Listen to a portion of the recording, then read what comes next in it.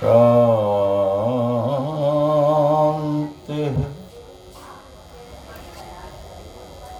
शांति।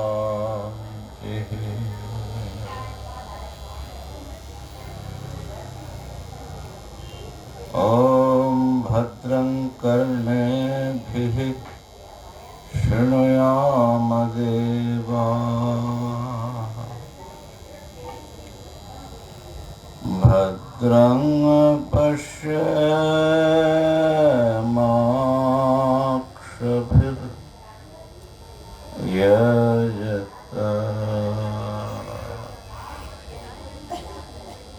स्थिरैरङ्गैः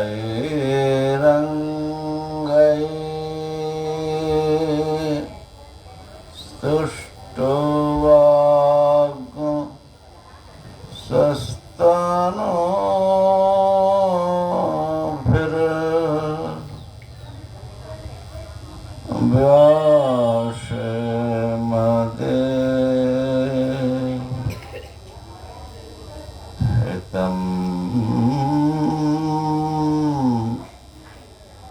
यदायुः।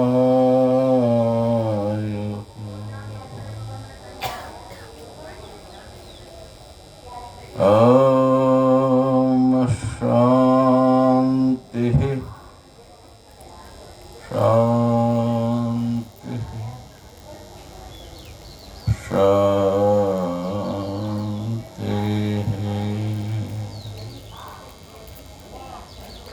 हरि ओम हरि ओम हरि ओम। अथातो ब्रह्म जिज्ञासा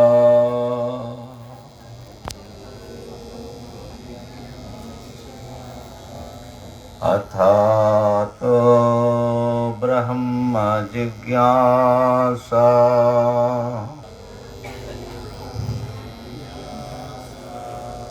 अथातो ब्रह्म जिज्ञासा।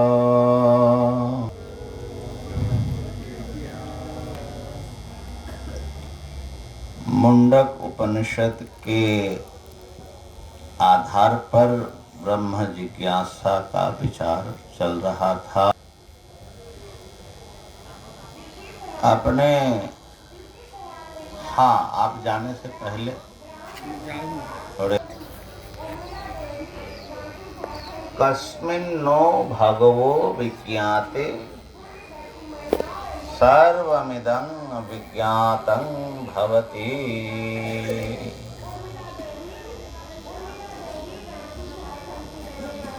वो कौन वस्तु है जिसे जानने पर ये सब कुछ जाना हो जाता है।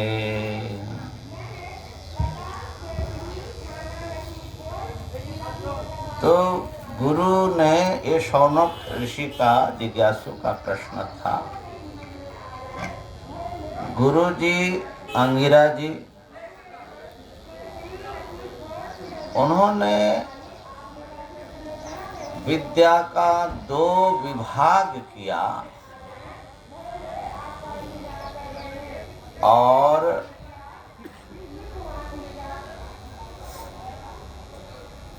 अपरा और परा विद्या दोनों को जानने योग्य बताया। अपरा विद्या कर्म विद्या है और परा विद्या ब्रह्म विद्या है। अपरा विद्या का फल क्या है वो बताया। अपरा विद्या का फल है स्वर्ग आदि की प्राप्ति। माने अपरा विद्या से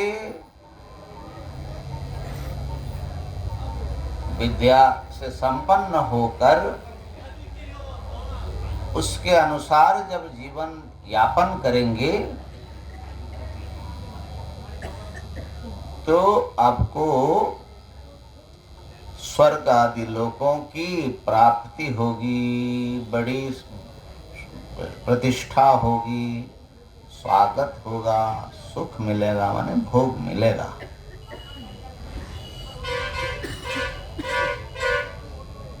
और यदि आप उपासना करते हैं तो आप ब्रह्मलोक तक की यात्रा करने में समर्थ हो जाएंगे। ये सब क्यों बताया? प्रश्न तो कुछ और ही था। इसके जानने पर सबका विज्ञान हो जाता है। इसमें अपरा विद्या को क्यों बता रहे? और अपरा विद्या का फल बता दिया, स्वर्ग में जाना, ब्रह्मलोक में जाना। तो उससे उनको ये निश्चित हो गया कि अपरा विद्या से सर्वज्ञता नहीं मिलेगी जिसको तुम्हें तलाश है। यह है इसका। इसलिए वर्णन बड़ा, माने ये जो प्रथम मुंडक का द्वितीय खंड है, 3 मुंडक है और 2-2 खंड है इसके, कुल 6 अध्याय। तो प्रथम मुंडक में उपक्रम करके प्रथम मुंडक का द्वितीय खंड में ये बताया। तो इसका अर्थ ये है, ऋषि बता रहे हैं कि तुम जो चाहते हो वो केवल पराविद्या से ही संभव होगी। कर्म विद्या से ये सर्वज्ञता या परिपूर्णता संभव नहीं है।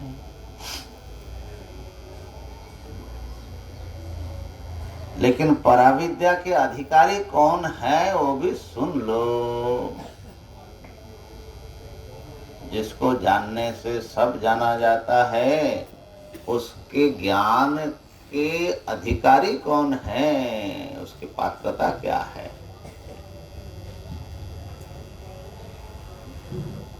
तो वो जैसे परीक्षा लोकान कर्मचितान, कर्मों के अच्छी तरह परीक्षण कर लो। इसीलिए मैंने बताया कि ये कर्म का ऐसा ऐसा फल है।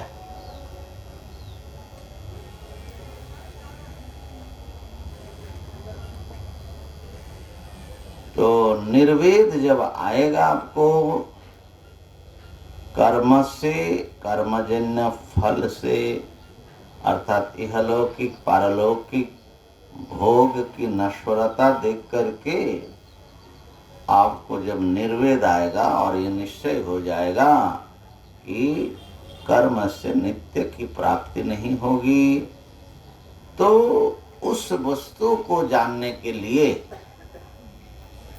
जिसको जानने से सर्वज्ञता आती है, स गुरुम एव अभिगच्छेत, तो गुरु के पास ही जाए, समित पाणी होकर जाए, श्रोत्रिय ब्रह्मनिष्ठ गुरु के पास जाए।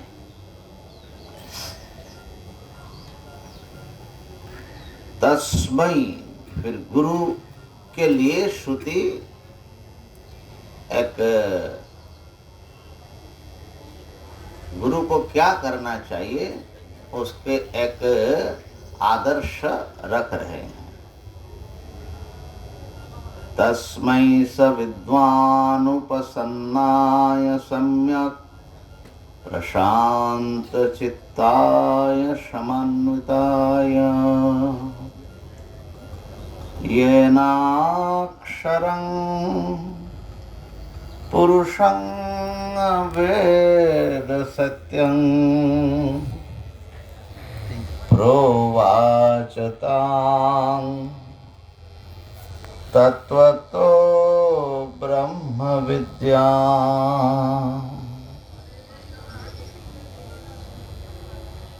स विद्वान, उस ब्रह्म को जानने वाले जो विद्वान गुरु हैं, तस्मै, समित पाणी और श्रद्धा भाव से आए हुए उस उपसन्नाय, जो उनके पास रहने के लिए चले आए, उपसन्नाय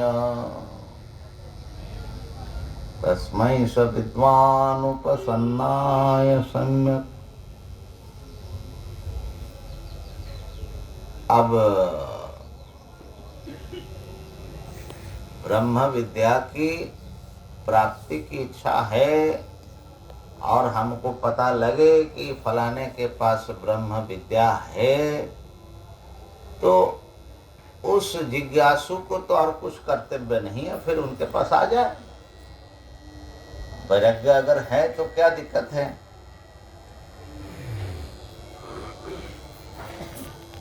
प्रशांत चित्ताय समान्विताय, यहाँ दो लिया।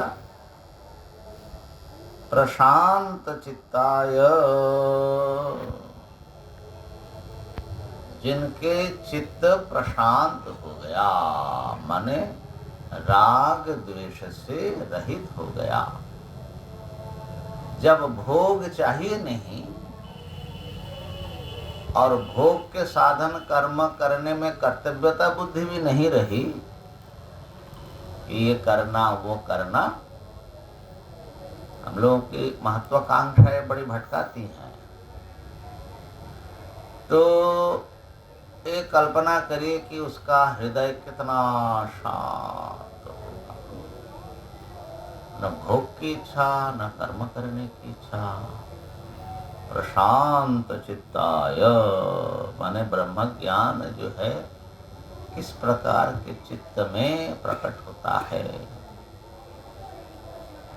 समान्विताय, और शम से भी अन्वित हैं। चित्त अंतर इंद्रिय पर उनका नियंत्रण है। शाम दम आदि आया ना, तो समान्विताय कह करके बाकी सब ले लेना है। षट संपत्ति उपलक्षण विधा भी ले लो, ऐसे भी श्रम होगा तो दम होगा, दम होता होगा तो उपरति होगी, तितिक्षा होगा। ये भामतिकार ने ऐसा क्रम भी बताया। मन ही ठंडा पड़ गया तो फिर इंद्रियों को तो ठंडा होना ही है। और नियंत्रण भी है पूरा महाराज उनके। और पहले वैराग्य बता दिया, विवेक बता दिया, माने कर्म से ये चीज नहीं मिल सकती। कर्म से अनित्य फल ही मिल सकता है, नित्य वस्तु ऐसे नहीं मिलता।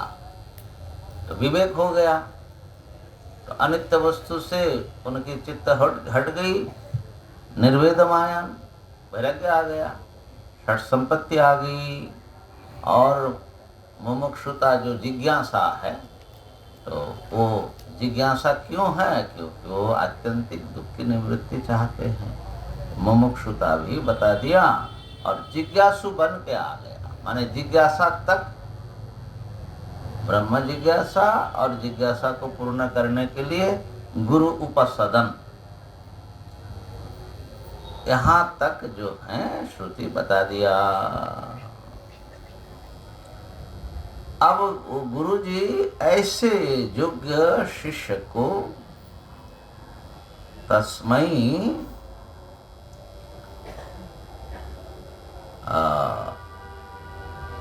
तत्वतो ताम ब्रह्म विद्याम प्रोवाच येन सत्यम अक्षरम पुरुषम वेद। गुरु जी ने उस शिष्य को तत्वतः वास्तविकता में, वास्तविक जो ब्रह्म विद्या है, माने ब्रह्म विद्या तो ऐसे वेद विद्या को भी ब्रह्म विद्या ही मानते हैं, दूसरा जो है अपरा विद्या वो वास्तविक नहीं है। ये असली जो ब्रह्म विद्या है माने परा विद्या, उसको यथार्थ ढंग से उन्होंने शिष्य को उपदेश किया, जिससे वो अक्षर सत्य पुरुष को वो जान लिया। जेन अक्षरम पुरुषम वेद। अच्छा, तो इतना निश्चित हो जाता है कि गुरु के उपदेश से ही योग्य शिष्य को ज्ञान होता है और गुरु ब्रह्म विद्या का उपदेश ऐसे योग्य शिष्य को करे।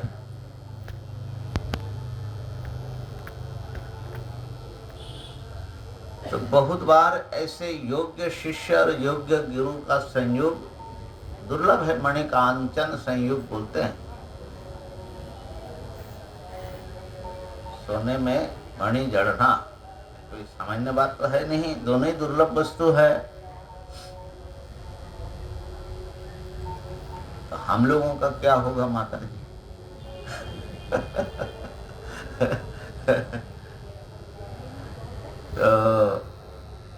तो जाओ, ओदिके जाओ, ओदिके जाओ।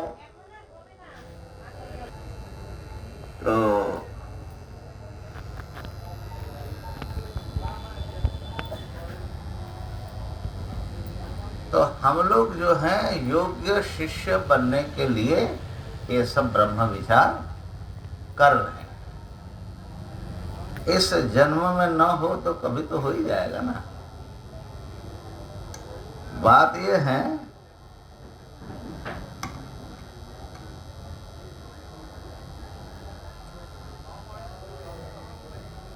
गीता जी में भगवान ने कहा, उससे पहले तो थोड़ी अरुचि होती थी। क्या है? बहूनाम जन्मनाम अन्ते ज्ञानवान माम प्रपद्यते।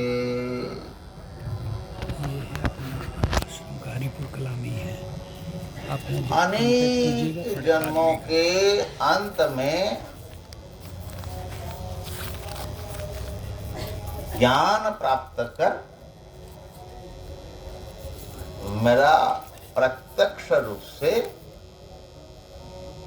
अनुभव करता है कि वासुदेव सर्व। बहु नाम जन्म लगेगा तो मैं पहले तो ऐसा सोचता था कि मंद अधिकारी के लिए, हमारे लिए ये बात नहीं होगी, हम तो इसी जन्म में कर लेंगे बहुत जन्म। अच्छा, ये भी हो सकता है कि हम पूर्व जन्म में भी बहुत कुछ किया ही होगा। अच्छा, भाष्यकार ने उसको लिखा कि बहुत जन्म तो सबका बीता। माने ये भाष्य में नहीं है, लेकिन उसका जो उन्होंने जो लिखा उसके प्रश्न क्या, आप किस प्रश्न को उत्तर दे रहे होंगे। बहुत जन्म तो हम लोगों का हुआ ना, अनादिकाल से तो अनेक जन्म हुआ। तो बहुनाम जन्मनाम अंते इसी जन्म में ज्ञानवान हो जाए, ऐसा तो होता नहीं है। बहुत लोग तो कोशिश करते हैं, ज्ञान तो हुआ नहीं। एक महात्मा जी सुना रहे थे, हमारे मित्र स्थानीय है, विद्वान महात्मा, थोड़े तपस्वी भी, डिप्रेशन में चले गए। हमने कहा स्वामी जी मिलने के लिए आए, क्या हुआ, क्या बात? बोले स्वामी जी ऋषिकेश में हमारे एक महात्मा से परिचय था और सुपठित था वेदांत विद्या का, और उपनिषद आदि की कथा उठा करने भी इधर उधर जाते थे। तो उनका अंतिम शैया पर पड़े थे, हम गए थे। हमको देखा तो उनकी आंखों में आंसू आ गया। कहा कि स्वामी जी हमने तो निष्ठा से जीवन जिया, ब्रह्म विद्या की चर्चा की, लेकिन ज्ञान नहीं हुआ। ये जन्म भी हमारा व्यर्थ चला गया, ऐसा बोल के मरणासन्न महात्मा रो रहे हैं, आंखों में आंसू है। बोले वो देखा तो हमारा भी यही हो गया। बोले महाराज बड़ी तपस्या से बिताया सब, लेकिन कहाँ साक्षात्कार तुम्हारा।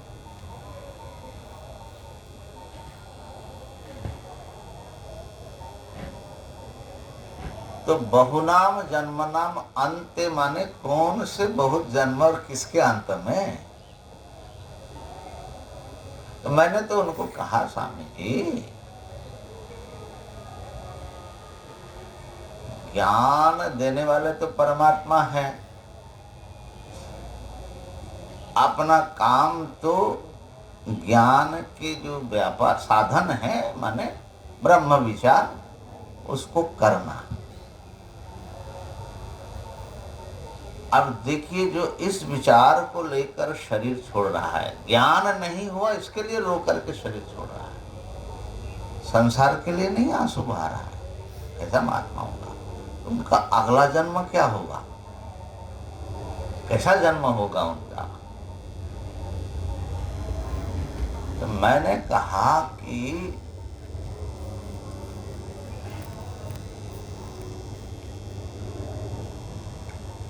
हम अपना काम करें, भगवान का काम भगवान नहीं करते तो हम क्या करें है ना, वो जाने। लेकिन दूसरी बात जो मैं सोचता हूं, भाई ज्ञान की चर्चा में इतना रस है,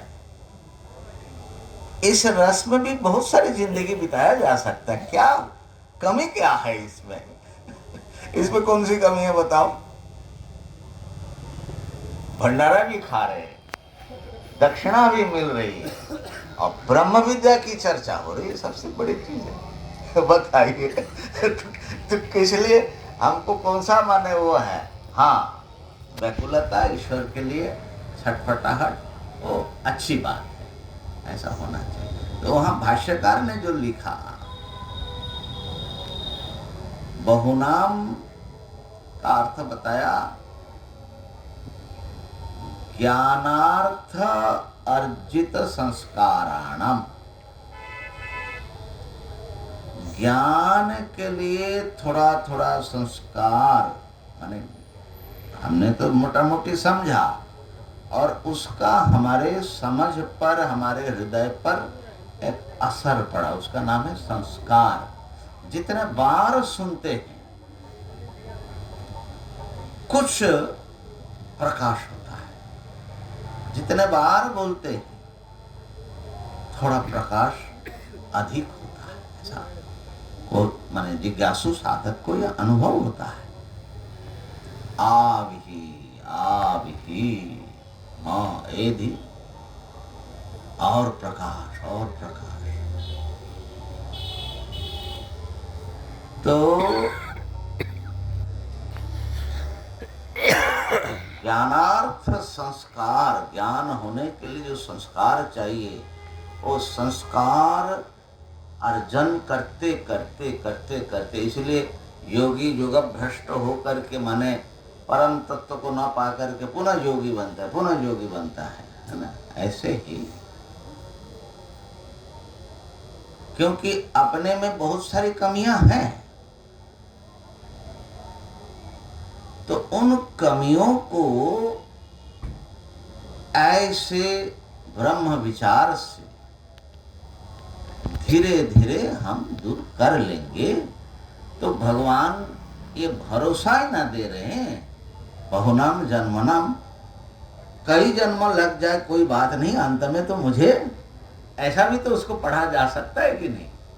तो पहले तो हमको अरुचि होती थी, फिर डर लगता था कि, अब तो थोड़ा भरोसा हो जाता है, अच्छा लगता है। अभी ऐसा लग रहा है कि भगवान जो है गारंटी दे रहे, डरो मत, कई जन्म भले भले ही लग जाए, लेकिन अंत में मुझे पालोगे। तो ऐसे योग्य शिष्य को जानने वाले श्रोत्रिय ब्रह्मनिष्ठ गुरु जी ब्रह्म विद्या का उपदेश करे, जिससे वो अक्षर पुरुष को जान ले, अविनाशी तत्व को जान ले। उस अक्षर पुरुष का स्वरूप ये और उसके लिए जो साधन है ये द्वितीय और तृतीय मुंडक में बताया गया, माने अगला 4 अध्याय में। तो इसमें एक थोड़ा शास्त्रार्थ की बात है।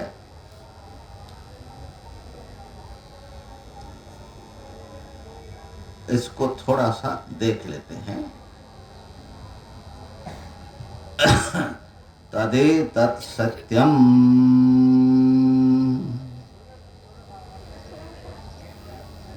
यथा सुदीप्तात् पावकाद् विस्फुलिंगाः सहस्रशः प्रभवन्ते स्वरूपः तथाक्षरात् विविधाः सौम्य भावाः प्रजायन्ते तत्र चैवापि यन्ति।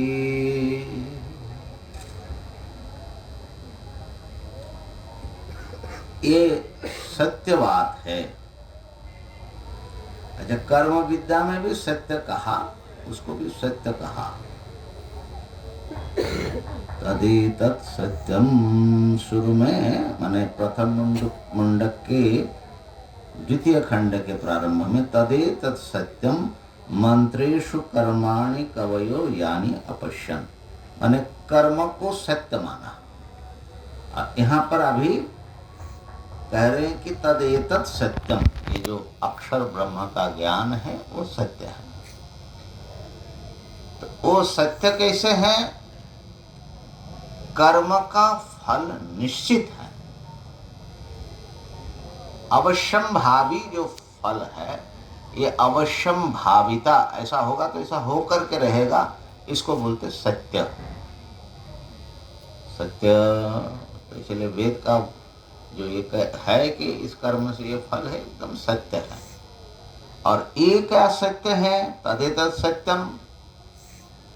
हाँ, इससे पता लगता है पहले वाले व्यवहारिक सत्य हैं, ये पारमार्थिक सत्य है। अभी जो बता रहे हैं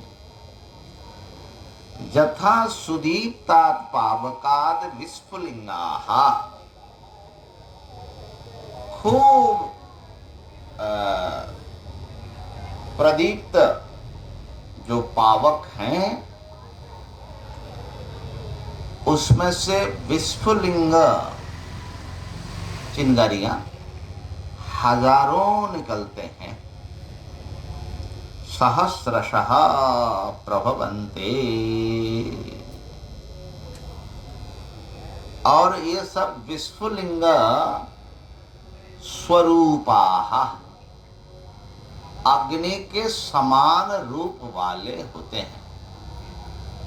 चिंगारी छोटी हो सकती है लेकिन दहन प्रकाशन सामर्थ्य से विशिष्ट होता है, इसलिए चिंगारी कहीं गिरे तो जल जाता है और दिखता भी है, छोटी छोटी माने प्रकाशमान है। ये तो दृष्टांत हुआ। दृष्टांत क्या है? तथा अक्षराद विविधा सौम्य भावा, उसी प्रकार अक्षर से है सौम्य अनेक भाव प्रजायन्ते, भाव माने जीवाहा प्रजायन्ते, उनसे उत्पन्न होते हैं। चिंगारी जैसे निकलती है ऐसे निकलते हैं।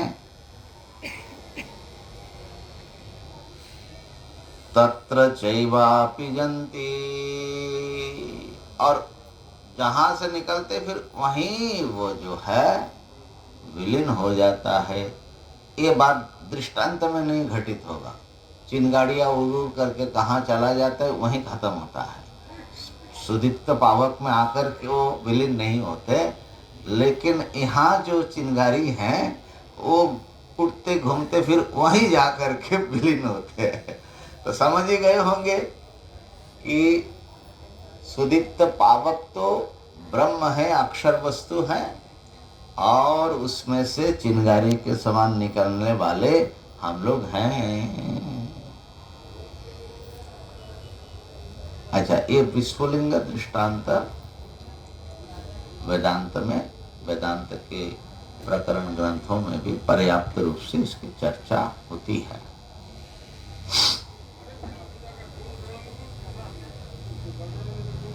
तो ये जो एक चिंगारी हमारे भीतर जो है,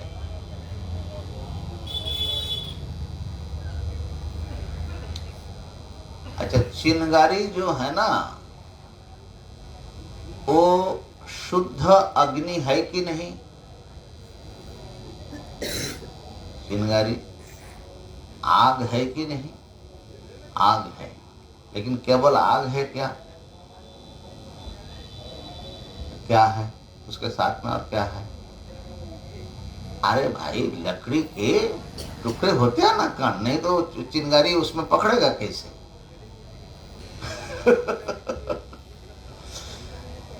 अर्थात अग्नि सोपाधिक अग्नि है,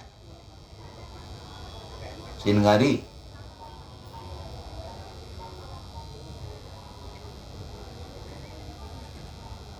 एक महात्मा बड़ा अच्छा समझा रहे थे। बोले भाई, निराकार वस्तु तो है, लेकिन निराकार वस्तु किसी काम का नहीं है। कैसे? बोले कि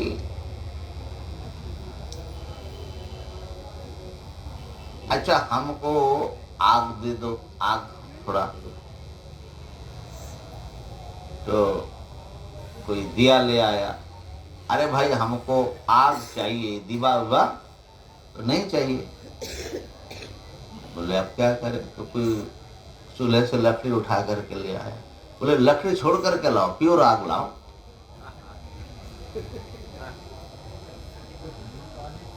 तो बिना उपाधि का व्यवहार किधर से करोगे? दिखाओ ना, आग भी नहीं ला सकते हो। अच्छा पानी ले आओ। तो पानी ले आओ। तो कहने का अर्थ ये है कि व्यवहार में जिस वस्तु का व्यवहार कर रहे, उस वस्तु को भी उपाधि से युक्त करके ही व्यवहार करना होता है। तो बोले कि जब तुम न देख सकते हो, बिना लकड़ी का आग देख लो, प्योर आग, माने वो जो लपटे हैं उसमें भी गैस वगैरह फलाना ठिकाना तो होगा ना, आग जलेगा, पकड़ेगा किसमें? तो इसी प्रकार देखने, सुनने, रसोई बनाने, हर काम में सोपाधिक अग्नि का ही काम है। तो महाराज निराकार महाराज, आप अपनी जगह पर रहे, आपको प्रणाम है। हमको तो सोपाधिक ही चाहिए। तो बढ़िया वेदांतियों का खंडन किया, हमको मजा आ गया।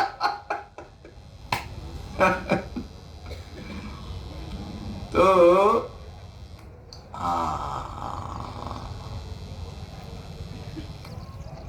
अब ये प्रकाश देख लो, ये कांच बाज हटा दो, बल्ब वगैरह, और सीधा प्रकाश ले आओ। तो उपाधि तो है। तो यहाँ पर जो चिंगारी है अपने में, क्या है ये चिंगारी? मैं चेतन है ना, लेकिन वो जो चेतन जितना हमको पता, वो चिंगारी जैसा ही है, माने सोपाधिक है, सोपाधिक है।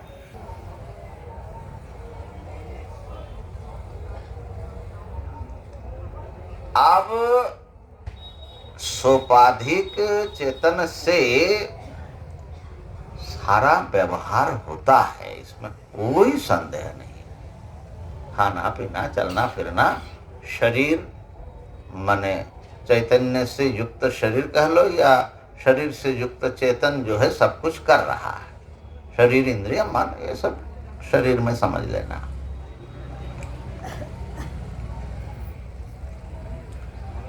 तो भैया सारा व्यवहार तो इससे होगा, मुक्ति नहीं मिलेगी। सोपाधिक बन करके मुक्ति के लिए आपको उपाधि अलग करना पड़ेगा। बस इतना ही हमारे वेदांतियों का निवेदन है। बाकी आप खूब आनंद लीजिए सुपाधिक जगत में, हमको क्या आपत्ति है महाराज, ठीक है ना। अगर आपको मोक्ष चाहिए तो अपने निरुपाधिक स्वरूप का। अब आपसे पूछे कि आपका चेहरा कैसा है, तो आप कहोगे कि महाराज काला है। मैं अपने लिए कह रहा हूँ आपके लिए नहीं कह रहा हूँ तो मैं काला हूँ, इतना लंबा चौड़ा हूँ, है ना। तो ये तो शरीर का वर्णन हो रहा है ना। आप कौन है, आपका चेहरा तो जरा बताओ तो इस प्रकार से ये चैतन्य का जो चेतन तत्व इसमें है, जो देख रहा है, सुन रहा है, समझ रहा है, अनुभव कर रहा है, मैं कर रहा है, जरा उसका चेहरा तो बताओ। तो चेहरा बताएंगे तो उपाधि पकड़ करके बताओगे, और निरुपाधिक वस्तु चिन्ह मात्र है, समस्त दृश्य से विनिर्मुक्त शुद्ध चैतन्य मात्र है। वो बुद्धि गम्य है, इंद्रिय ग्राह्य, शुद्ध बुद्धि से उसको जाना जाता है। भगवान कहते हैं बुद्धि ग्राह्यम अतीन्द्रियम, दोनों एक साथ में रखते हैं। तो इसलिए महाराज ठीक है, आप सगुण साकार से, क्योंकि आपको देखना सुनना है, लेकिन देखना सुनना उनकी सीमा के भीतर ही होगा। उपाधि जितने दिखाएगा उतना ही देखोगे, उनका असली चेहरा, असल में भगवान कौन है इसका ज्ञान सोपाधि में नहीं होगा, ठीक है ना। तो ये जो चिंगारी है हमारे में, जिसे हम सबसे अलग एक व्यक्ति सत्ता के रूप में जान रहे हैं, मैं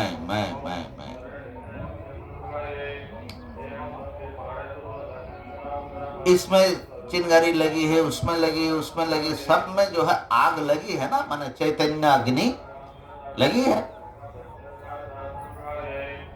ये कहां से आग पकड़ी, कहां से?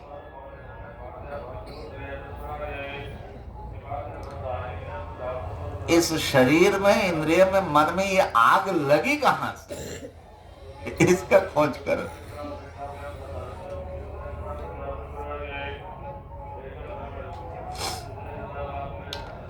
शरीर मुर्दा पड़ा रह जाता है, आग निकल जाती है, ठंडा पड़ जाता है। आग लगी कहां से? इतनी चिंगारियां महाराज, अरे राम राम राम, कुंभ में ही इतनी चिंगारी अरे दुनिया में कितनी चिंगारी है विस्फुलिंगा। तो इन सारे चिंगारियों के मूल में एक सुदीप्त अग्नि तत्व विद्यमान है, माने चैतन्य की समष्टि भूमि, जहां से एक एक उपाधि पकड़ करके अलग अलग हो रहे हैं और फिर उसी में विलीन हो रहे हैं, ठीक है।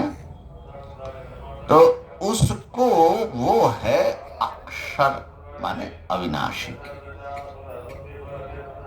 उन्हीं से ये सब उत्पन्न होते हैं, उसी में विलीन हो जाते हैं। अब समस्या कहाँ है? अक्षर का तो थोड़ा बता दिया। चिंगारियां जो है प्रकट होती हैं और उसमें प्रवेश कर जाते हैं। तो प्रवेश कर जाने से, अग्नि में प्रवेश करेगा तो अग्नि ना होगा। प्रवेश कर जाते हैं मतलब जो अलगाव दिख रहा था वो अलगाव नहीं दिखता है, इतना ही है, खत्म नहीं होता है। लेकिन जो दूसरा श्लोक है, दिव्यो ह्यमूर्तः पुरुषः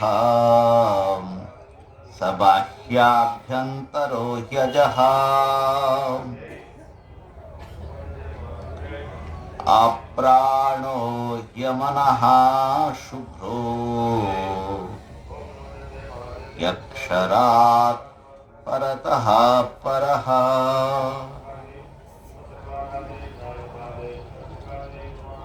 दिव्यः, दिव्य द्योतनात्मक स्वयं प्रकाश,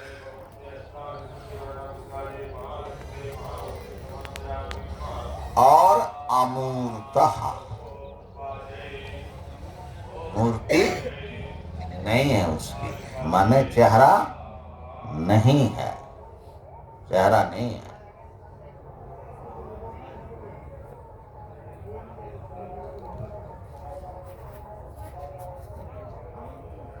पुरुषः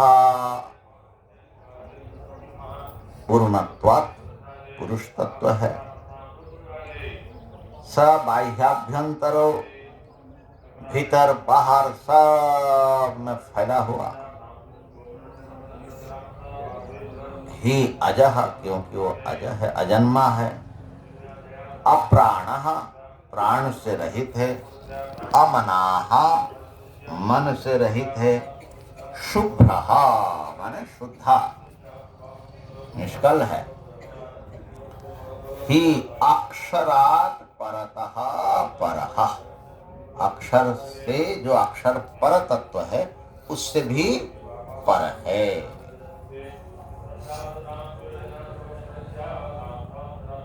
तो यहाँ पर पहले अक्षर का विवेचन किया, जिस अक्षर से सब उत्पन्न हो रहे उसमें विलीन हो रहे। दूसरे मंत्र में बताया कि उस परम अक्षर से भी परे एक दिव्य पुरुष विद्यमान है।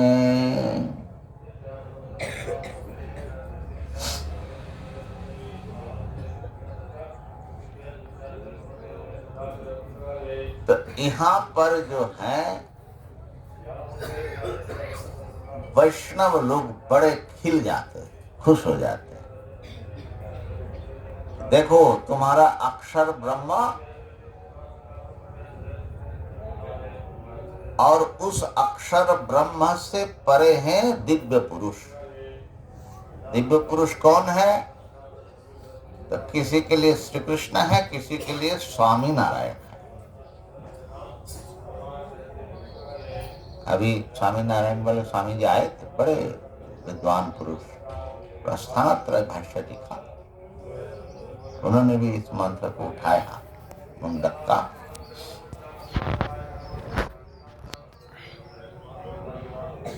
तो ये उदाहरण देते, ये अक्षरात् परतः परः। तो उनका सिद्धांत है अक्षर ब्रह्म है, उसके बाद पुरुषोत्तम है।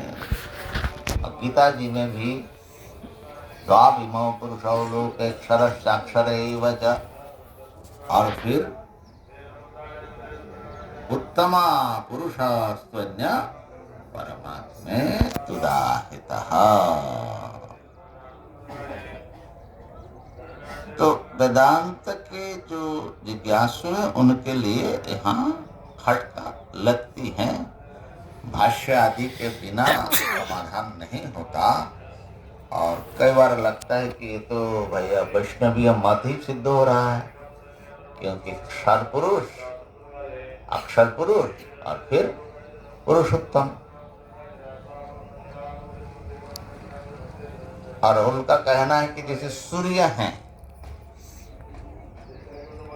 और सूर्य की किरणें व्याप्त है, तो श्री कृष्ण और उनसे किरणें निकल करके सारे ब्रह्मांड में फैल रहा है। वो है व्यापक ब्रह्म वेदांतियों का। लेकिन वो लोग वहीं रुक जाता है, असली सूर्य का दर्शन उनको नहीं होता। इसलिए निराकार निराकार करते रहते हैं। साकार से निराकार निकलती है। हाँ, हम आप लोग तो उल्टा ही खोपड़ी समझ रखे हो कि निराकार से साकार होता है। होता असल में उल्टा। साकार जो है सबसे ऊपर रहता है, उनकी ज्योति फैलती है, वही निराकार है। तुम्हारा खोपड़ी गड़बड़ नहीं करना है। तो अब शास्त्रार्थ की बात अलग है, हमने तो स्वामी जी को बताया नहीं।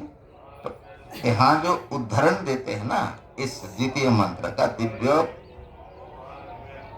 अक्षरात, दिव्य पुरुष अक्षरात परतः परम। दिव्य पुरुष अक्षर जो कि पर तत्व है उससे भी परे है। तो उद्धृति दिया छपा है, दिव्य डट डट डट दिव्य पुरुष डट डट डट अक्षरात परतः परम।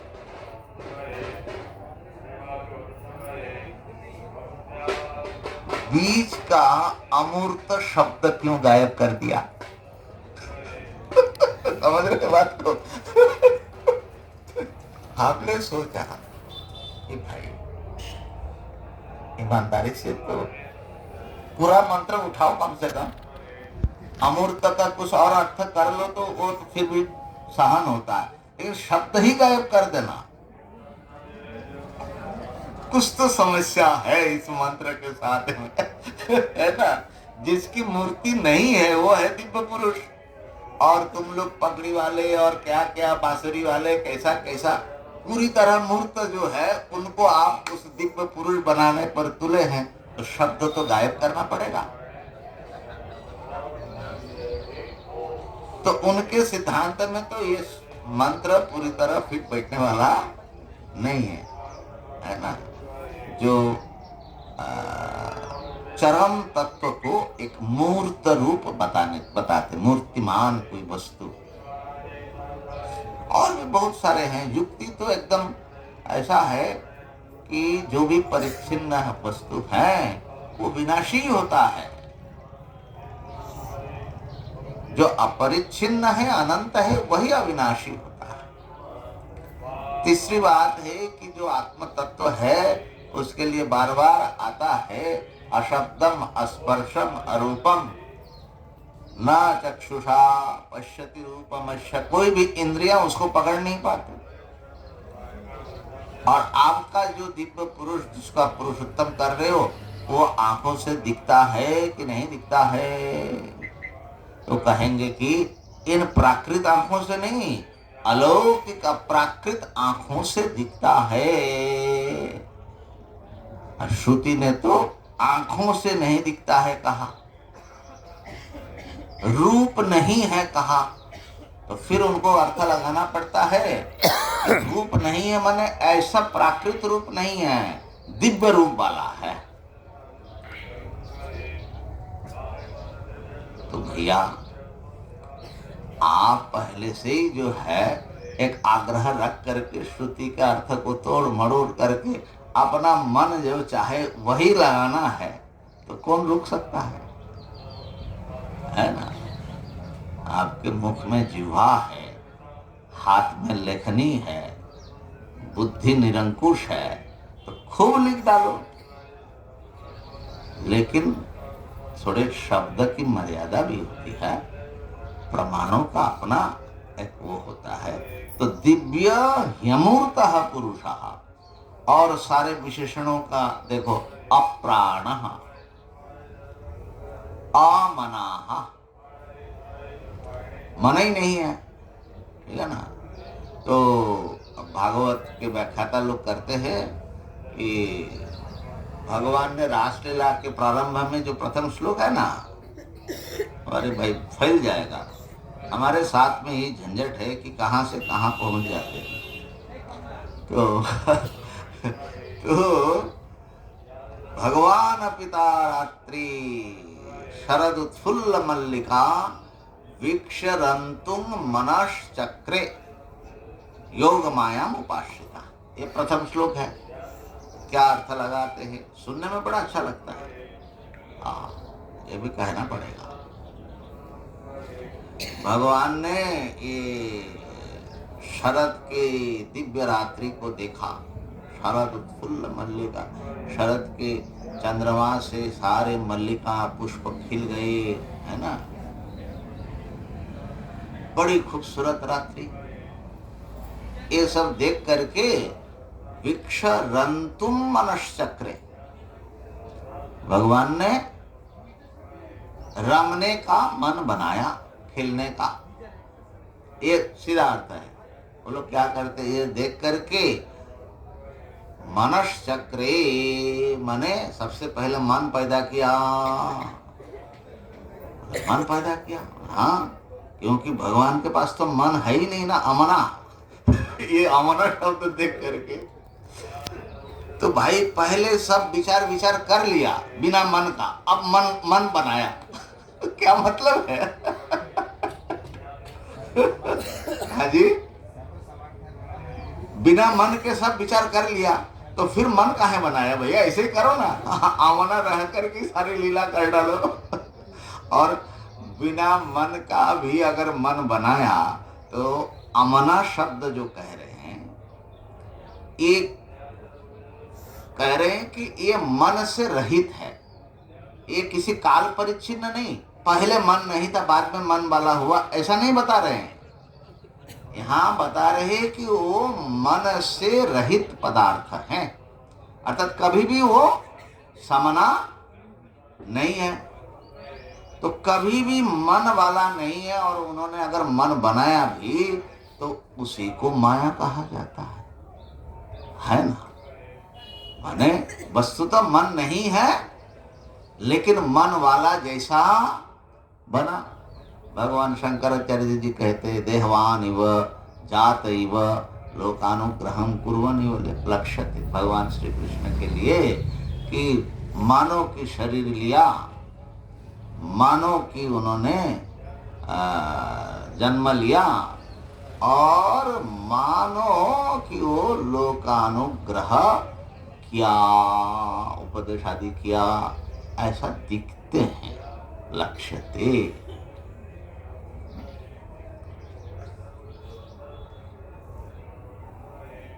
अर्थात भगवान माया, भगवत्कार भी बिल्कुल स्पष्ट, योग माया उपाश्रिता, माया का आश्रय लिया, माया के द्वारा उन्होंने सारा सब कुछ लीला रचा। तो ये हो तो वेदांत से कोई खटर पटर नहीं, लेकिन उनको दिक्कत है ना, क्योंकि लीला को अगर माया बता देंगे, अगर ये यथार्थ नहीं होगा तो उनकी आस्था में आघात लगती है।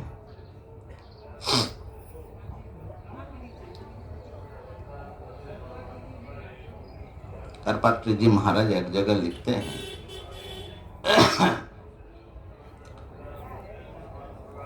ये करपात्री जी के शिष्य ने सुनाया,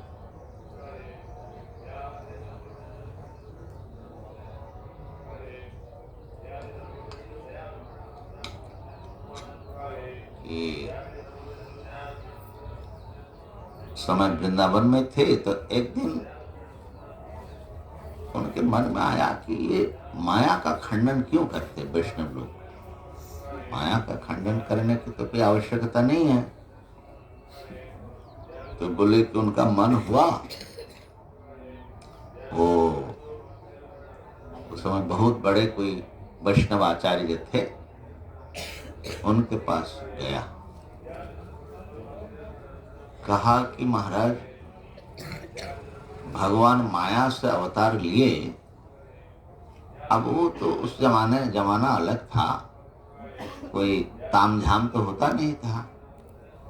करपात्री जी अपना लंगोट लगाए हुए, दंड लिए हुए चल दिए, वहां पहुंच गए, उनसे प्रश्न किया, तो संस्कृत में सब वार्तालाप होता था। भगवान माया से अवतार लिए, इसमें आपको क्या दिक्कत क्या है?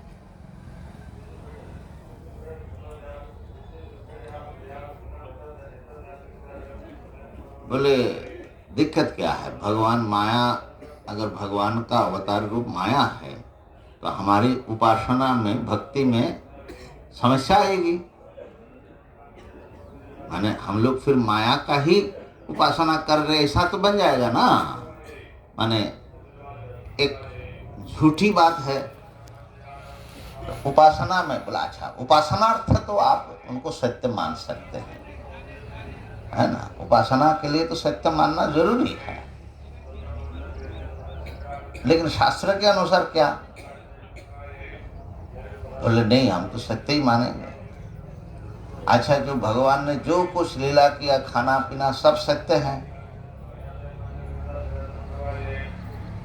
हाँ, सब सत्य है, भगवान खाते हैं। तो उन्होंने वो नहीं पूछा कि भगवान खाते हैं तो मलमूत्र का भी त्याग करना पड़ेगा। फिर तो समस्या माने बहुत ज्यादा है। सच्चा मानोगे। अच्छा, उन्होंने पूछा अच्छा ठीक है,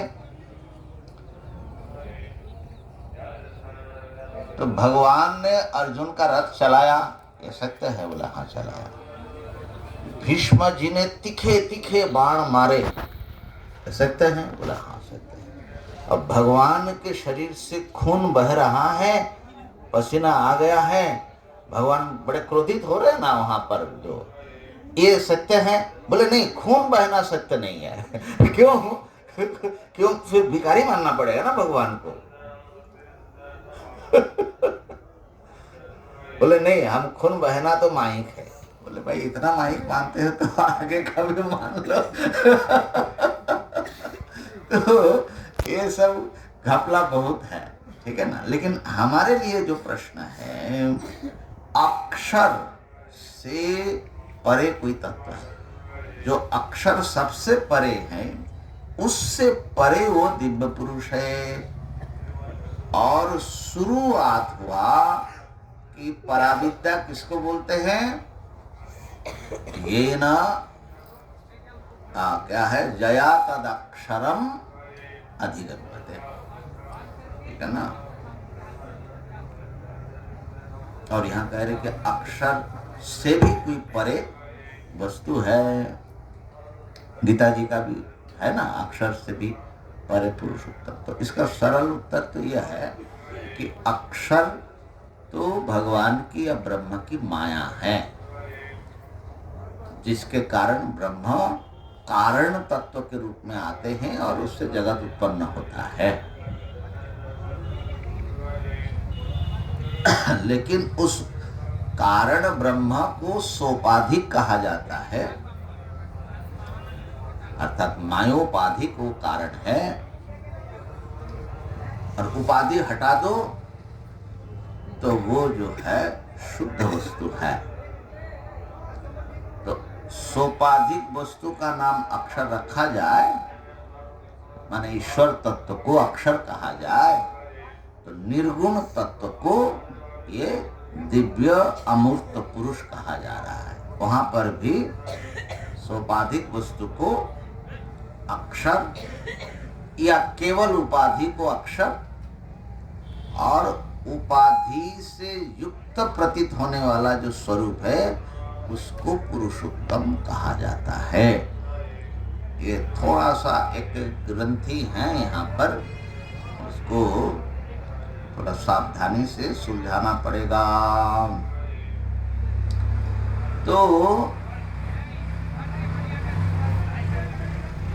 मूल प्रश्न पर मुंडक का विचार कर लेते, फिर गीता जी भी आ जाएगी। यहाँ पर दो तत्व में हमारा समझ जो है डोल रहा है। एक बताया कि अक्षर से विविध भाव उत्पन्न होते, माने ये सब जीव आदि सब अक्षर तत्व से उत्पन्न होते हैं। और इस परम अक्षर, क्योंकि सबका कारण होगा, अच्छा जीव जड़ सब उसी से उत्पन्न होता है। जड़ भी, जिसको हम जड़ जगत कहते हैं ना, ये भी चिदगारी है। कम से कम सत की चिंगारी तो मानो। सब तो सत है ना, खंड खंड नाम रूप से युक्त सत्ताएं हैं। अब सत और चित हमें अलग मालूम पड़ता है, क्योंकि हम लोग चिदाभास को ही चेतन तत्व समझते हैं, यानी अंतःकरण में जो छाया है उसी को हम चेतन समझते हैं। बाकी चैतन्य तो सर्वत्र व्याप्त है, सत से अभिन्न है। तो चिंगारी जो कुछ है सब उस अक्षर ब्रह्म की चिंगारियां हैं। अक्षर ब्रह्म कारण है, और उस अक्षर से, जो कि सबका कारण होने से, कार्य से कारण पर होता है। तो अक्षर पर तत्व है, माने जगत से, जीव से वो अक्षर तत्व, जिसे हम वेदांत की भाषा में ईश्वर तत्व, सगुण ब्रह्म आदि नाम से कहते हैं, वो इन सब से परे है। ठीक ही है, कारण वस्तु है ना। अब कारण से परे, हमारे सामने तो दो तत्व स्पष्ट है, कार्य कारण। अब कारण से परे कैसा होगा, कहाँ से आएगा? ये दिव्य अमूर्त पुरुष को कहाँ से ले आएंगे, जिसका न प्राण है न मन है ना, शुद्ध वस्तु है, मूर्ति नहीं है, परिपूर्ण वस्तु है। तो यही वेदांत शास्त्र का और अद्वैत वेदांत का वैशिष्ट्य है। सारे विचारक, सारे उपासक, साधक जहाँ पहुँचते हैं, सभी दार्शनिक कार्य के मूल में कारण तत्व तक पहुँच जाता है। लेकिन कार्य कारणातीत वस्तु है, ये केवल अद्वैत वेदांत उपदेश करता है। आप लोगों ने सुना कठोपनिषद में नचिकेता पूछ रहे हैं, अन्यत्र अस्मात् कृता कृतात्, कृत से माने कार्य से, अकृत माने कारण से जो परे है, अलग है, उसको पूछ रहे हैं। तो अब देखो, कार्य है, कारण है और कारणातीत, तीन चीज को हमको समझना है। पहले हम अपने सिद्धांत के अनुसार इस बात को स्पष्ट कर ले।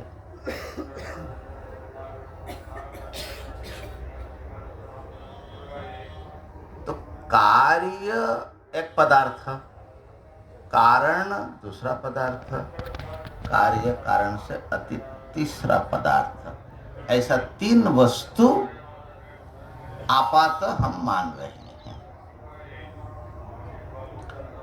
इसमें पहले हमको समझना पड़ेगा कि जो कार्य वस्तु है, क्या वो कारण से अलग है? विचार करने पर कारण ही कार्य के रूप में दिखता है, कार्य उससे भिन्न नहीं है। अभी बताएंगे, समझ जाएंगे, सब लोग समझ जाएंगे। तो कारण ही जब कार्य के रूप में आया, इसका मतलब है कि कार्य नाम का कोई चीज वहां हुआ नहीं। तो जिसको हम कारण कह रहे हैं, वो क्या कारण है? ये प्रश्न होगा। तो कार्य रूपता और कारण रूपता, इतनी उपाधि है उस वस्तु की। अच्छा, इसको यूं समझ लीजिए, जैसे यहाँ बोल रहे हैं कि अग्नि से चिंगारियां फूटी, है ना, और अक्षर ब्रह्म से ये जीव जगत फूटा। जैसे अंकुर, बीज से अंकुर स्फुटित होता है, फिर वो फूटता है, पत्ती निकलती, वो फूटता है, ऐसा ये फूटने का काम चलता रहता है। स्फुटित होना, फुट फुट करके दुनिया बन गई महाराज। उसे बिग बैंग कहते हैं। बैंग बैंग मतलब विस्फोट, विस्फोट माने फूटना, विशेष रूप से एकदम फूटे तो विस्फोट बोलते हैं ना और थोड़ा थोड़ा फूटे तो उसको हम लोग विस्फोट नहीं कहते। तो अगर ब्रह्म माने इस जगत का जो भी मूल मटेरियल है, कारण वस्तु है, जिसे ब्रह्म कहा जा रहा है, वो फूट करके अगर हम लोग निकले तो ब्रह्म में बहुत सारे छेद होगा कि नहीं होगा फूटने से? अरे भाई, काल अवधेश का नाक फूटा था, माने फोड़ा आया था, इतना परेशान, और ब्रह्म में सारा जगत फूटा, तो क्या इतने फोड़ा लेकर के बेचारे का हालत क्या होगा जरा बताओ। अर्थात अगर सचमुच जगत ब्रह्म से निकला तो ब्रह्म को विकारी मानना पड़ेगा, और जो विकारी है, जिसका स्वरूप में कोई परिवर्तन आ सकता है, उसको नाशवान भी मानना ही पड़ेगा। अगर ब्रह्म ने कुछ भी जन्म दिया तो ब्रह्म को मरना पड़ेगा। बोले क्यों? क्योंकि बीज फूटे बिना अंकुर होगा, और अंकुर होगा तो बीज बीज रहेगा, बीज को फटना पड़ेगा, और धीरे धीरे सारे अवयव कहाँ चले जाएंगे। तो ब्रह्म अगर जगत सचमुच बन गया तो ब्रह्म भी मरणशील वस्तु माना जाएगा, विकारी पदार्थ माना जाएगा। तो इसलिए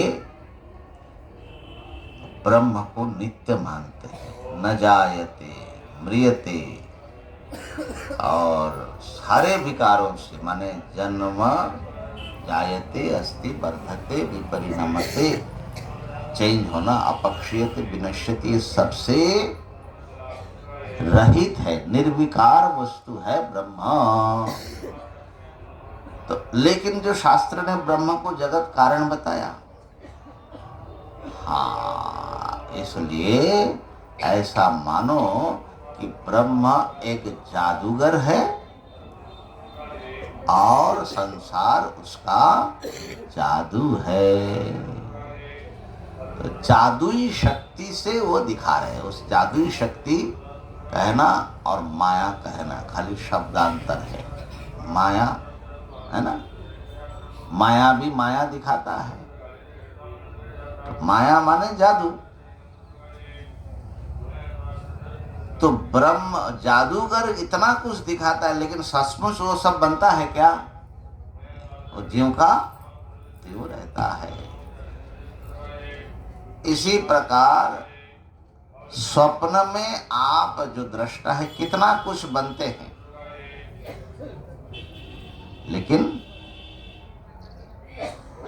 आप ज्यों का, आप क्या सचमुच उतना सब बन जाते हैं क्या? नहीं बनते। रस्सी सर्प रूप लेती है और ज्यों का त्यों रहते हैं। और भी हम दृष्टांत देंगे। तो इसलिए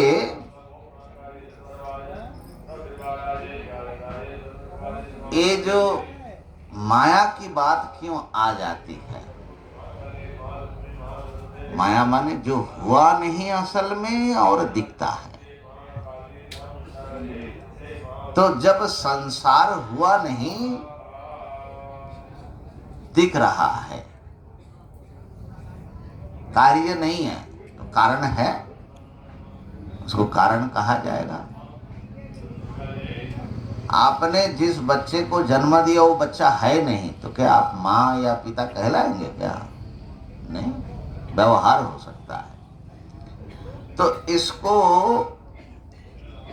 ये जो अक्षर ब्रह्म है, ये कारण ब्रह्म है, और उनकी कारणता जो है ये एक आवरण है, उपाधि, क्योंकि वो कार्य सापेक्ष उसको कारण कहा जाता है। कार्य को स्वीकार करके कारण होता है, लेकिन जब कार्य नहीं है तो वो कारणता का आवरण भी हट जाता है, तब उसको कहा जाता है दिव्य पुरुष, अमूर्त पुरुष।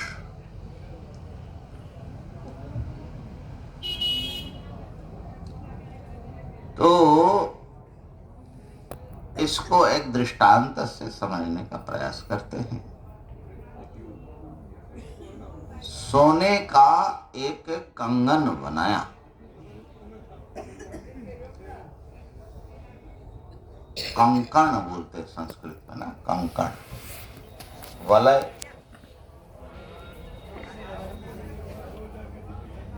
तो सोने से, सोना कारण है और वलय कार्य है, इतना तो समझ में आ जाता है ना।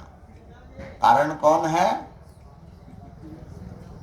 सोना, कार्य वलय है। तो दो वस्तु हुआ ना, सोना और वलय। और देखो, हाथ में जब आपने उसको पहना तो क्या पहना आपने? हाथ में, आपके हाथ में क्या है? सोना है कि वलय है कि दोनों है? सोने का वलय है तो वलय है, उससे संबंधित सोना कहीं और होगा, हाथ में नहीं होगा, कि हाथ ही में होगा, वही है। तो दो वस्तु है, सोना भी है, वलय भी है। मानना पड़ेगा ना, मानना पड़ेगा भाई। क्यों दो वस्तु मानना पड़ेगा? क्योंकि सुवर्ण तो पहले से ही था, होता है, उसको हमने एक आकार रूप दिया तो वलय हुआ। तो वो आकार पहले था? नहीं था। पहले कौन था? सोना। तो सुवर्ण पहले से था और वलय बाद में जन्म लिया, ठीक है ना। तो सुवर्ण, सोना जो है माँ है और वलय उसकी बेटी है। और हमारे हाथ में क्या है बोलो? तो भैया हमारे हाथ में माँ अपने बेटी को गोद में लेकर के हमारे हाथ में है, ठीक है ना। माने सोना अपने गोद में वलय को धारण कर, नाम माने रूप को तो धारण सुवर्ण नहीं ना करेगा, तो आकार का धारण सुवर्ण ने किया। तो इसीलिए सुवर्ण अपने गोद में वलय बेटी को धारण करके हैं, ठीक है ना। माँ और बेटी, माँ तो भाई पहले से है, बेटी का तो अभी जन्म हुआ। हाँ, ये हो सकता है कि संसार में बेटी जो है प्रायः बाद में मरती है, माँ पहले मर जाती है। लेकिन यहाँ पर थोड़ा सा उल्टा करना पड़ेगा, माने सुवर्ण माँ जो है वो कभी मरती ही नहीं है, और वलय जो है वो मरता है। और वलय बेटी अगर है तो मर जाती है। और कहाँ मरती है? वो सुवर्ण के गोद में है, माने सुवर्ण के गोद में उसका जन्म है, सुवर्ण के गोद में वो क्रीड़ा कर रही है या अपना व्यवहार कर रही है, और सुवर्ण के में ही वो विलीन हो जाएगा, ठीक है ना। तो वलय कार्य है और सुवर्ण कारण है, एकदम अलग अलग चीज हो गया ना। ये न्यायिकों का मत है, वो आरंभवाद।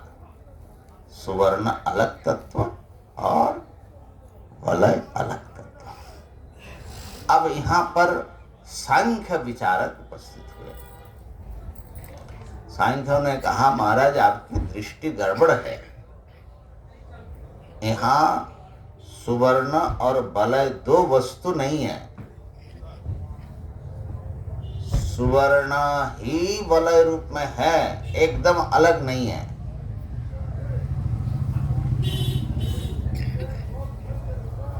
तो सुवर्ण ही वलय रूप में है, ऐसा कैसे कहे? क्योंकि सुवर्ण तो पहले से है, अभी भी है, वलय दशा में बाद में भी रहेंगे। वलय तो उत्पन्न हुआ फिर नष्ट हो जाएगा, सुवर्ण का तो कुछ नहीं होगा, दोनों को तो अलग मानना पड़ेगा। तो ये लोग कहते हैं कि अच्छा महाराज, वलय अगर हाथ में है तो वलय का कुछ वजन होगा कि नहीं होगा? होगा। मान लो 20 ग्राम का वलय है, वलय का वजन निकाला जा सकता है ना? मान लो 20 ग्राम। और कोई भी वस्तु होता है वो जो है वजन वाला होता है, वो एक निश्चित स्पेस में, माने एक जगह पर वो घिरती है, एक जगह स्पेस।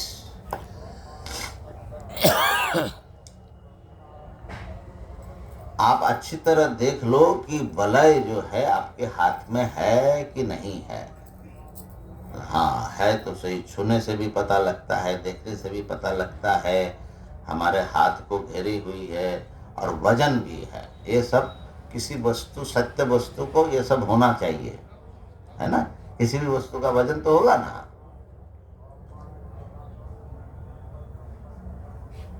तो बोले अच्छा 20 ग्राम वलय बनाने के लिए कितना ग्राम सुवर्ण हमको देना पड़ेगा स्वर्णकार को? कोई गणित जानने वाला हो तो भाई बताओ, कितना ग्राम सोना चाहिए वलय बनाने के लिए? 20 ग्राम का वलय बनाना है तो कितना ग्राम सोना देना पड़ेगा? 20 ग्राम कि और ज्यादा? हाँ, ज्यादा देना पड़ेगा। ज्यादा देना पड़ेगा, कहीं आप सोनार तो नहीं हो ना?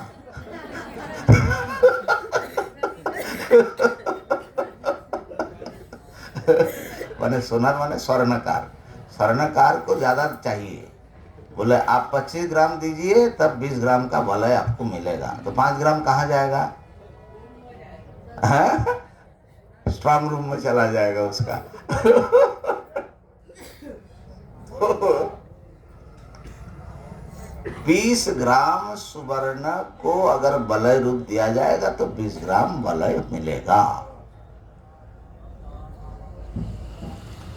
तो हमारे हाथ में अगर सुवर्ण कारण और वलय कार्य दो भिन्न वस्तु है तो कितना वजन होना चाहिए? सुवर्ण जो दिया वो कितना वजन वाला?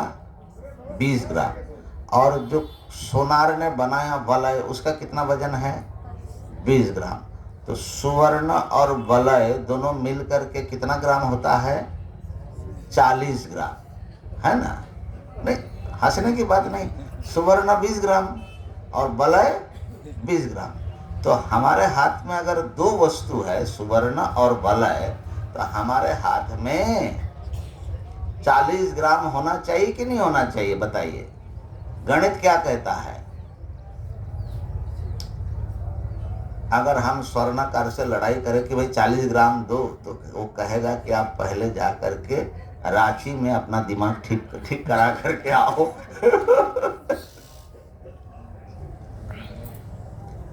तो अगर वलय बनने के बाद भी 20 ग्राम है तो बताओ कि वो 20 ग्राम वजन किसका है? सोने का है कि वलय का है? किसका है वजन? हमारे हाथ में क्या है? मतलब वलय है कि सोना है? क्योंकि आप एक ही वस्तु दे पा रहे हो, दो वस्तु दे नहीं पा रहे हो। तो बताओ कि हमारे हाथ में सुवर्ण है कि वलय है कि दोनों है? आपका क्या मत? ये तीन ही विकल्प हो सकता है। या तो कहोगे हमारे हाथ में सोना है वलय नहीं है, या कहोगे कि वलय है सोना नहीं है, या कहो कि सोना और वलय दोनों है। तो आपको क्या ठीक लगता है? दोनों है तो 40 ग्राम दो। अरे भाई क्यों नहीं? दो का अलग अलग वजन है ना, कार्य अलग तत्व है, कारण अलग तत्व है। अगर कुछ वलय नाम का नया वस्तु बना, और उसका बनना मतलब नया वस्तु उसके साथ सोने के साथ आया ना, नया कोई चीज, तो उसका वजन नहीं है। वजन होना चाहिए हिसाब से, अगर आया है तो।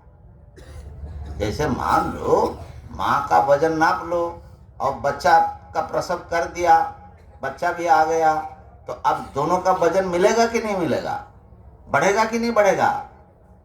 बच्चा सहित माँ बढ़ जाएगा। जितना आप ऐड करोगे उतना बढ़ेगा कि नहीं बढ़ेगा?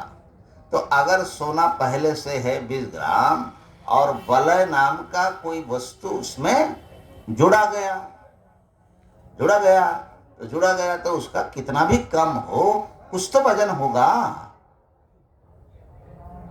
तो कम से कम 20 ग्राम 40 ग्राम न सही 30 ग्राम ही दे दो, 25 ग्राम दे दो, अरे 21 ग्राम ही दे दो, कुछ तो दो।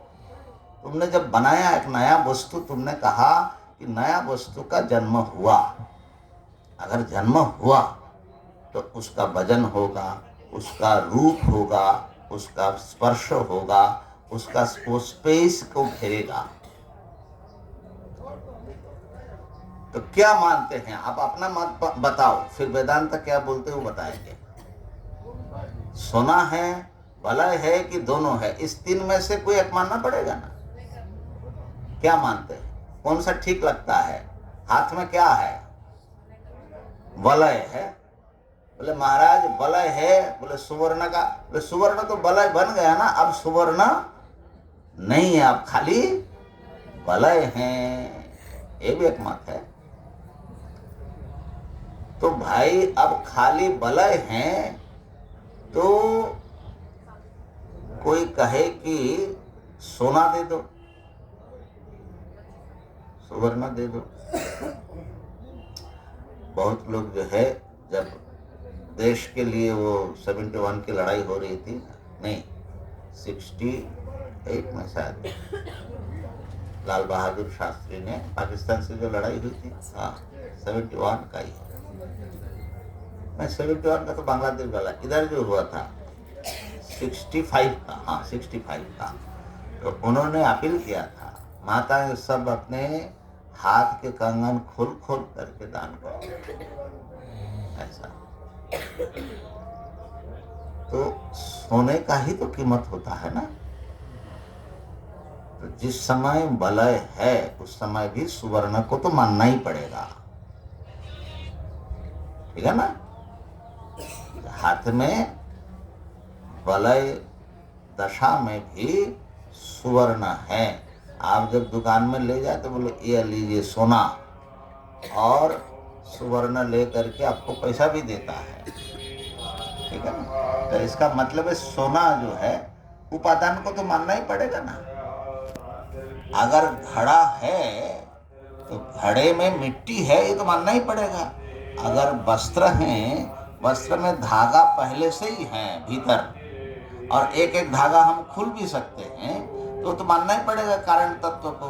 तो सोना तो है ही, सुवर्ण के बिना तो वलय की स्थिति तक नहीं है, उत्पत्ति स्थिति कुछ भी नहीं है। तो सुवर्ण खाली वलय है, सोना नहीं है, ये पक्ष तो सर्वथा युक्तिहीन है, युक्ति शून्य है। तो कहना पड़ेगा दोनों है, और दोनों अगर है तो सोना और वलय का वजन बढ़ना चाहिए। बिल्कुल नहीं बढ़ता है, बिल्कुल नहीं बढ़ता, 20 ही ग्राम रहता है। तो 20 ग्राम वाला वस्तु है हाथ में, अब वो वस्तु जो है अगर वलय नहीं है, क्योंकि वलय होने में सोने को साथ में रहना पड़ता है, तो वो वलय नहीं है, तो क्या है हाथ में? सोना। सोना कहो तो झंझट मिट जाएगा, नहीं तो आपको कहीं से लाना पड़ेगा, है ना। सोना है माने 20 ग्राम से हम संतुष्ट हो जाएंगे। इसका मतलब हाथ में सुवर्ण तो है और वलय नहीं है, परंतु दिखता है, इसी को माया बोलते हैं। है खाली सोना, खाली सोना। हमको लग रहा है कि वलय है, तो सुवर्ण और वलय दो भिन्न वस्तु नहीं, एक ही वस्तु है, और वो है सोना। लेकिन सोना कुछ और बना ऐसा हमको लगता है और व्यवहार में आता है। ठीक हो गया ना? अब इसको अक्षर से जोड़ो। सुवर्ण है पुरुषोत्तम, दिव्य पुरुष, सोना। और सुवर्ण में अनेक रूप लेने का सामर्थ्य है कि नहीं? शक्ति। वलय भी बन सकता है, कुंडल भी बन सकता है, और अंगूठी भी हो सकते हैं, आदि आदि। तो उनमें जो सामर्थ्य है, माने इसको बोलते हैं कारणता। कारण, अनेक आकार प्रकार का कारण जो बनने का उसमें सामर्थ्य है, उसको बोलते हैं शक्ति, माया। और उसके कारण उसको अक्षर भी कहा जाता है। उस शक्ति को क्यों बोलते हैं अभी आ रहे हैं। और फिर सोना वलय बन गया, तो वलय हो गया कार्य। तो कार्य माने क्षर। कार्य उत्पन्न हुआ, नष्ट होगा, तो क्षरण होने वाला, क्षरित होने वाला, नाशवान वस्तु है ना। क्षरः सर्वाणि भूतानि, जो कुछ जन्म लेता है ये सब के सब क्षर हैं। जैसे वलय क्षर हैं। और वलय को जन्म देने का जो सामर्थ्य सुवर्ण में है, मिट्टी में है नहीं, धागे में है नहीं, अन्य पदार्थ में है नहीं, सुवर्ण में है। तो सुवर्ण में जो सामर्थ्य है, कभी वो वलय, कभी हार, कभी कुंडल इत्यादि इत्यादि, वो सामर्थ्य जो है ये दूसरी चीज है, और सुवर्ण तीसरी चीज है। तीन वस्तु मिला, एक है सोना, एक है सोना का कार्य वलय, और एक तीसरा है सोने में वलय रूप लेने का सामर्थ्य, शक्ति। ठीक हो गया? तीन चीज है। अब कार्य तो सबको समझ में आ गया, वलय। और ये जो वलय रूप लेने का जो सामर्थ्य उसमें है सुवर्ण में, वो सामर्थ्य क्षरण माने नाशवान है कि नहीं? सामर्थ्य नष्ट होने वाला है कि नहीं? सोने में जो सामर्थ्य है वो नष्ट होगा कि नहीं? जब वलय नष्ट होगा, वलय गला देंगे, पिंड कर देंगे, तो सुवर्ण का वो सामर्थ्य भी खत्म होगा, हो जाएगा। फिर वो वलय नहीं बन सकता। बन सकता है। ऐसे कितने बार बन सकता है? इसका मतलब है सुवर्ण में वलय बनने का जो सामर्थ्य है वो अविनाशी है, उसका नाश नहीं होता। खाली वलय का नहीं, कुछ भी आकार प्रकार लेने का उसमें जो सामर्थ्य है ना, वो सामर्थ्य भी क्षर नहीं है, कार्यक्षर है, सामर्थ्य अक्षर है।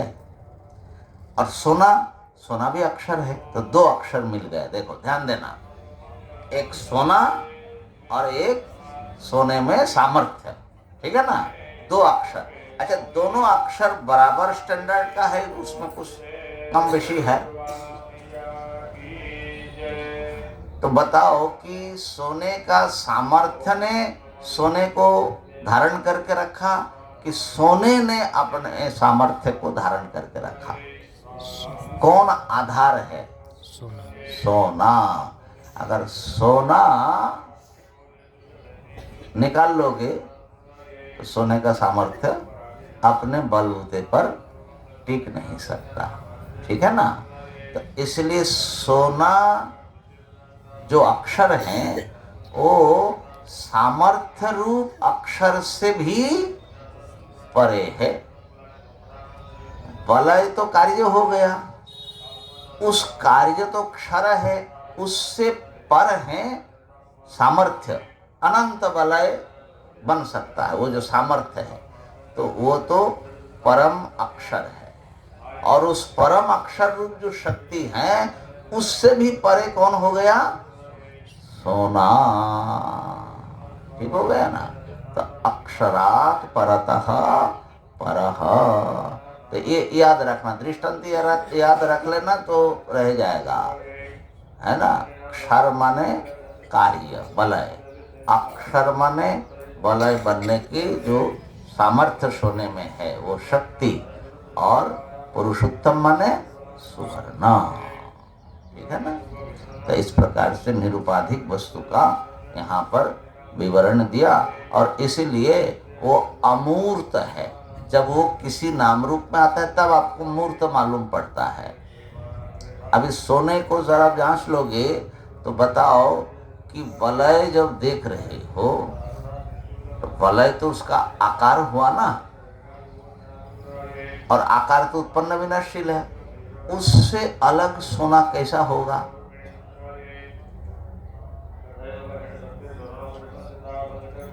बोले पिंड होगा, पिंड होगा, लेकिन पिंड भी तो एक आकार में आ गया है?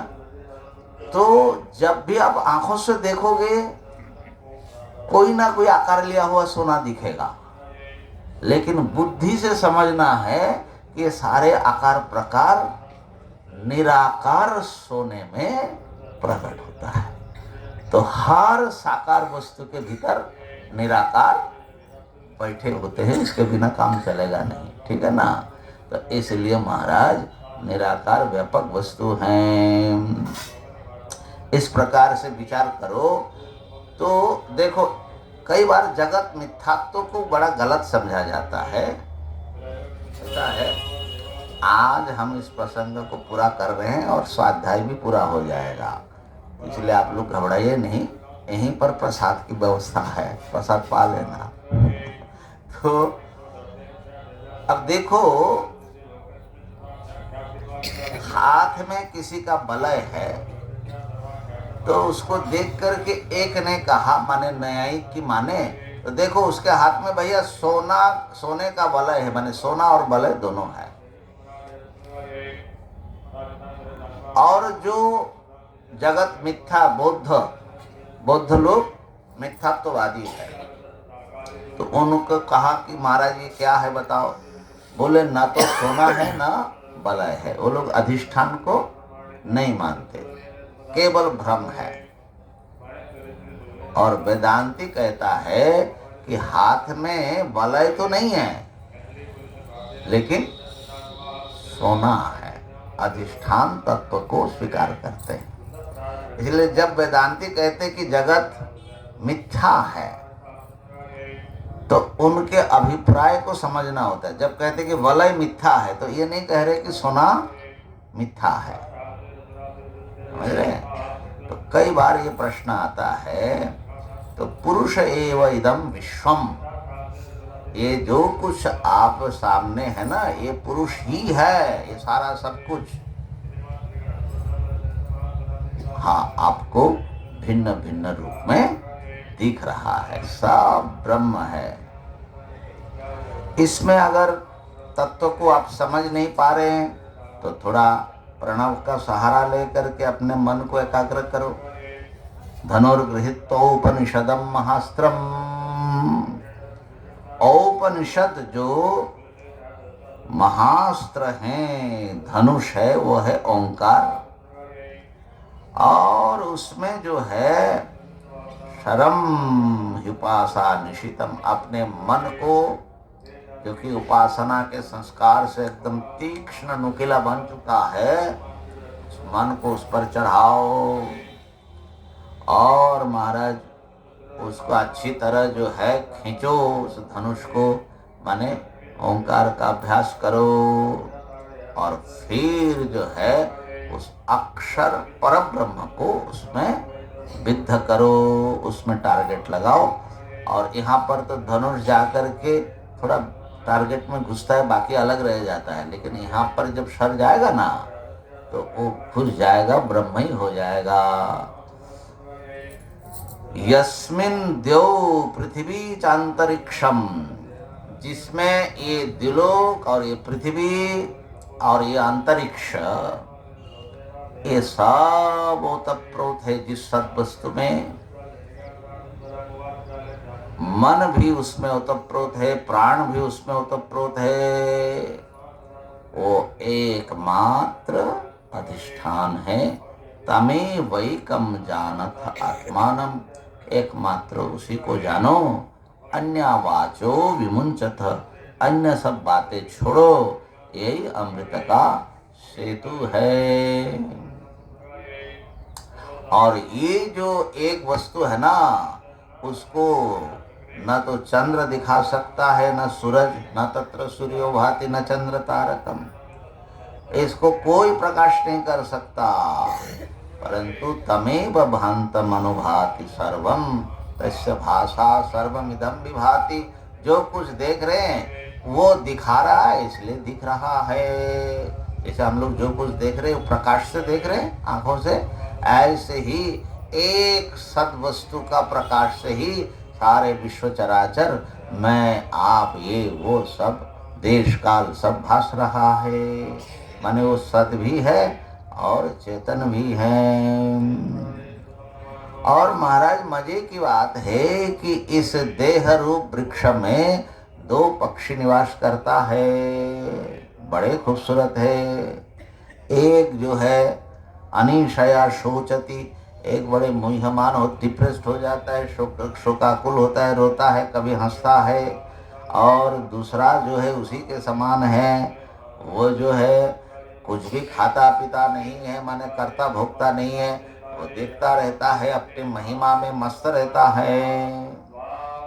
तो ये जो है अंतःकरण की उपाधि की प्रधानता से जो जीव चेतन है वो हंसता रोता है, और चैतन्य की प्रधानता से अंतःकरण का हिस्सा अलग कर दो तो जो साक्षी स्वरूप परब्रह्म है वो जो खाली देखता रहता है।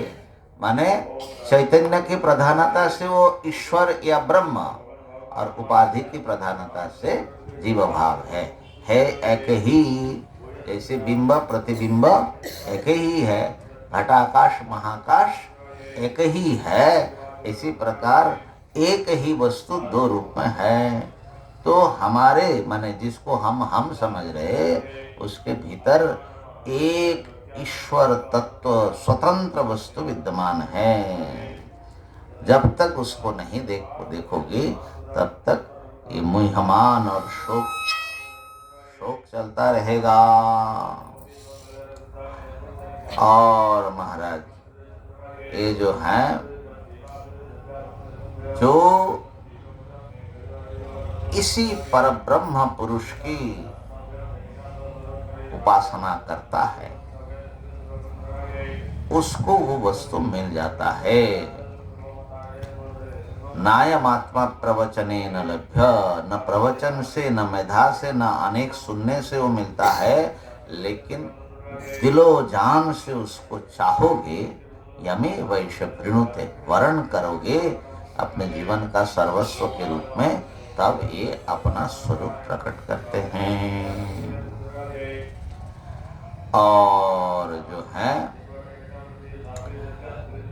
ये है कि आत्मज्ञानी की उपासना से, अगर सकाम भाव से उपासना करोगे ना आत्मज्ञानी का, तो सकाम वस्तु कामना का वस्तु मिल जाएगा। आत्मज्ञानी में उनकी पूजा में इतना सामर्थ्य है। और अगर निष्काम भाव से उनकी पूजा करोगे, कुछ नहीं चाहते हैं, सेवा कर रहे हैं, तो आपको आत्मज्ञान मिल जाएगा। वेदांत विज्ञान सुनिश्चितार्था संन्यास योगद्यतयः शुद्ध सत्वाः। वेदांत के जो विज्ञान है वेदांत का विज्ञान क्या है? ये एक अद्वितीय ब्रह्म ही मैं हूं।